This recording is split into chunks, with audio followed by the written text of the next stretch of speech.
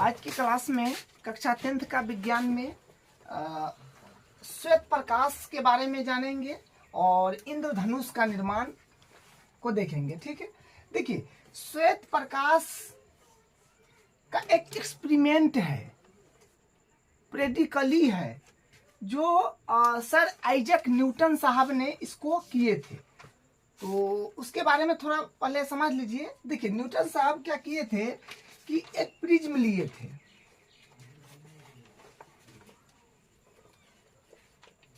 ये इस तरह का एक प्रिज्म लिए थे और एक श्वेत प्रकाश को यहां से इस प्रिज्म से होकर गुजारे थे। तो यहाँ पर क्या हुआ कि ये प्रिज्म से श्वेत प्रकाश को जब गुजारे तो ये 7 रंगों में जो है ये विभक्त हो गया था, 7 रंगों में। ठीक है, 7 रंगों में 1 2 3 4 5 6 7 रंगों में जो है विभक्त हो गया था। तो उन्होंने सोचा कि हम एक प्रकाश किरण को प्रिज्म से होकर गुजारते हैं तो 7 रंगों में विभाजित हो जाता है। अगर इसके आगे फिर अगर हम एक प्रिज्म रख दे तो फिर ये, क्योंकि ये तो 7 रंग में एक श्वेत प्रकाश को हम गुजारे तो 7 रंग में विभाजित हो गया। तो यहाँ पर 7 गो कलर है, तब ये 7 कलर, ये जो पहला है ये भी फिर 7 रंग में विभाजित हो जाएगा, ये भी फिर 7 रंग में विभाजित हो जाएगा, ये भी फिर 7 रंग में विभाजित हो जाएगा। मतलब यहाँ पर 7 गो रंग है, 7 जो है 7 में विभाजित होने का मतलब 49 गो हो जाएगा कलर। उन्होंने ये बात सोचे थे, लेकिन ऐसा हुआ नहीं। ये सब जो है मिल करके एगो फिर श्वेत प्रकाश ही प्राप्त हुआ। ठीक है, तो एक श्वेत प्रकाश को प्रिज्म से गुजारे तो 7 वर्ण में जो है ये विभक्त हुआ और उसके आगे फिर प्रिज्म रखे तो सारा 7 के 7 इसका फिर 7 इसका फिर 7 नहीं बना, एक श्वेत प्रकाश ही यहाँ पर मिल गया उनको। ठीक है, तो कुछ परिवर्तन तो हुआ नहीं। तो उन्होंने सोचा कि नहीं, अगर मान लीजिए कि ये प्रिज्म है तो ये प्रिज्म से तो हम एक श्वेत प्रकाश को भेजे तो ये 7 रंग में विभाजित तो हो गया ही है। तो इसको प्रिज्म को अगर हम उलट के रख दे, उलट के मतलब ऐसे उल्टा करके रख दे तो क्या होगा। तो उल्टा करके रखेंगे तो देखिए क्या होगा। उल्टा करके रखेंगे तो यहाँ पर, जैसे यहाँ पर देखिए उल्टा करके रखा गया है तो ये श्वेत प्रकाश ही फिर प्राप्त होगा। यहाँ पर क्या है कि उल्टा करके रखने के बाद भी श्वेत प्रकाश ही प्राप्त होगा। तो मतलब इन्होंने अलग अलग एक्सपेरिमेंट करे तो उनको जो है कुछ अंतर नहीं लगा। जो है एक ही में जो है एक श्वेत प्रकाश को प्रिज्म से गुजारने पर ही 7 रंग मिला, बाकी बात अलग अलग करने पर उनको कुछ नजर नहीं पड़ा। जो ये 7 रंग है, ये एक श्वेत प्रकाश के रूप में एक श्वेत सीधा करके भी उल्टा करके भी एक श्वेत प्रकाश ही उनको नजर पड़ रहा था। ठीक है, तो ये एक्सपेरिमेंट था। तो देखिए क्या लिखा हुआ है, यहाँ पर डायग्राम भी बना हुआ है श्वेत प्रकाश का। तो ये देखिए सीधा कांच है, यहाँ से श्वेत प्रकाश गुजरा गया है और इसको उलट करके रखे हुए हैं तो फिर श्वेत प्रकाश ही पर्दा पर प्राप्त हुआ है।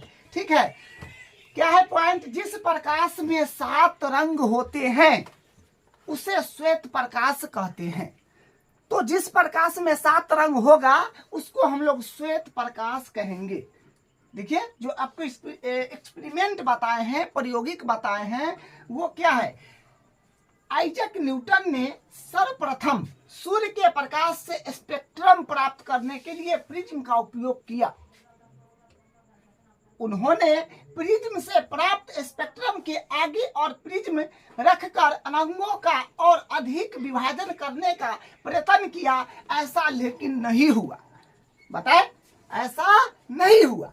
ठीक है, जब न्यूटन जी ने एक दूसरे प्रिज्म को प्राप्त स्पेक्ट्रम के आगे उल्टा रखा तब 7 रंग वापस जुड़ गए और श्वेत प्रकाश मिल गए।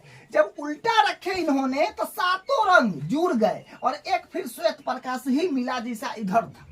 ठीक है, जब न्यूटन जी ने एक दूसरे प्रिज्म को प्राप्त स्पेक्ट्रम के आगे उल्टा रखा तब 7 रंग वापस जुड़ गए और श्वेत प्रकाश की किरण उनको प्राप्त हुई। कोई परिवर्तन नहीं हुआ।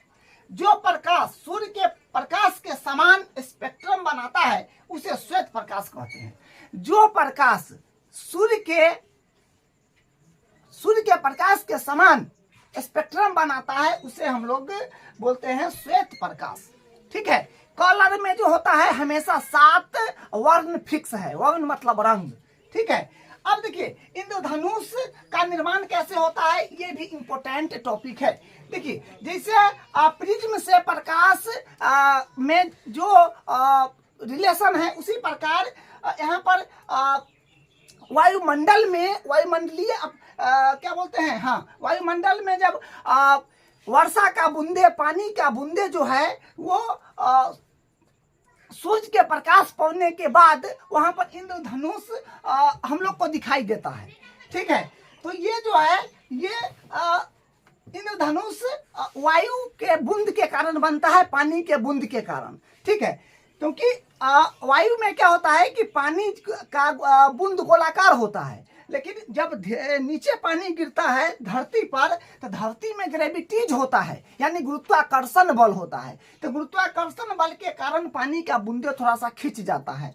ठीक है, तो देखिए क्या लिखा हुआ है, यह एक प्राकृतिक स्पेक्ट्रम है। हाँ, तो ये तो प्रकृति द्वारा बनता है, आदमी थोड़ी बनाता है आसमान में जो इंद्रधनुष बनता है। तो यह एक प्राकृतिक स्पेक्ट्रम है। अक्सर वर्षा के बाद आकाश में दिखता है, वर्षा के बाद जो है ये आकाश में दिखता है, और आकाश में मौजूद छोटी पानी के बूंदे प्रिज्म के समान व्यवहार करता है। बताए ना, प्रिज्म के समान ही व्यवहार वो करता है। तो आकाश में मौजूद छोटी पानी के बूंदे प्रिज्म के समान व्यवहार करती है, जिस कारण इंद्रधनुष बनता है। देखिए इसका डायग्राम है, ये पानी का बूंद है, यहाँ सूर्य है। देखिए आप कभी भी देखे होइएगा इंद्रधनुष, अगर सूर्य इस तरफ है तो इस तरफ जो है बनता है क्या, इंद्रधनुष। ठीक है, सूर्य के विपरीत दिशा में इंद्रधनुष बनता है। ठीक है, तो यहाँ पर ये सूर्य है और ये इंद्रधनुष है। तो देखिए श्वेत प्रकाश, ये श्वेत प्रकाश यहाँ से आ रहा है। तो यहाँ पर क्या हुआ कि देखिए कहने का मतलब ये बात है कि जब इंद्रधनुष बनता है तो उसमें 7 रंग दिखता है। तो 7 रंग दिखता है, तो यहाँ पर 7 रंग दिखा पाना पॉसिबल नहीं है। तो हम 2 रंग दिखा है, एक ऊपर वाला एक नीचे वाला, एक रेड एक ब्लू। ठीक है, तो यहाँ से देखिए यहाँ, हाँ, तो यहाँ आया तो आप ये बात जानते हैं कि ये तो वायु है, ये खुला माध्यम है। जो वायु होता है क्या, विरल माध्यम। तो विरल माध्यम है, और विरल माध्यम तो यहाँ आया, यहाँ तो पहले एक अभिलंब देना होगा, तो अभिलंब खींचे। तो देखिए वृत्त में हमेशा ये पानी का बूंद है, यहाँ पर जब धरती पर पानी पड़ता है तो वो खिस जाता है, लेकिन जब वायुमंडल में पानी होता है तो उसका बूंद गोलाकार होता है, क्योंकि वहां पर ग्रेविटीज फोर्स नहीं है, गुरुत्वाकर्षण बल नहीं है।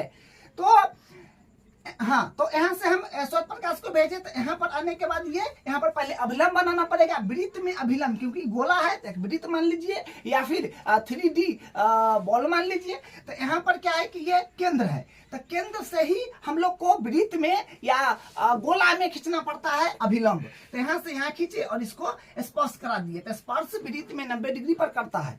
तो ये यहाँ पर लंब हो गया, अभिलंब हो गया। तो अभिलंब हो गया तो देखिए, तो माध्यम तो ये हुआ वायु जो कि होगा विरल, और ये तो अपना पानी है जो क्या है, सघन है। तब माध्यम चेंज हुआ, तो विरल माध्यम से प्रकाश की किरण जब सघन माध्यम में जाता है तब विलंब की ओर आ जाता है। ठीक है, उसके बाद देखिए अब तो यहाँ आ गया प्रकाश, तो अब ये बाहर नहीं जाएगा। यहाँ पर क्या हुआ, अपवर्तन तो हो गया, एक माध्यम से दूसरे माध्यम में चला गया, अपवर्तन हो गया, लेकिन ये बाहर नहीं जाएगा, फिर यहाँ से ये वापस मुड़ जाएगा। ठीक है, तो मुड़ने के बाद फिर यहाँ पर आएगा, तो यहाँ पर फिर अभिलंब देना पड़ेगा। तो अभिलंब देने के बाद फिर क्या हुआ, ये तो आपका क्या है, विरल माध्यम है, विरल माध्यम से फिर सघन माध्यम में आएगा। तो विरल माध्यम से सघन माध्यम में जब प्रकाश की किरण आता है तब विलंब से दूर हटता है। तब विलंब से दूर हटेगा तो यहाँ पर अपने अब यहाँ से अब क्या होगा, अपने पर आपको अपने को दिखाई पड़ने लगेगा इंद्रधनुष। तो देखिए यहाँ से इंद्रधनुष दिखाई पड़ रहा है। ठीक है, तो इस तरह से ये इसका जो है इंद्रधनुष निर्माण का प्रक्रिया है। तो ये इंद्रधनुष निर्माण का डायग्राम रहा, इस तरह से आपको करना है। अब हम नेक्स्ट क्लास में इसका जो एक वायुमंडलीय अपवर्तनांक में जितना टॉपिक आएगा उसको करके कंप्लीट करेंगे।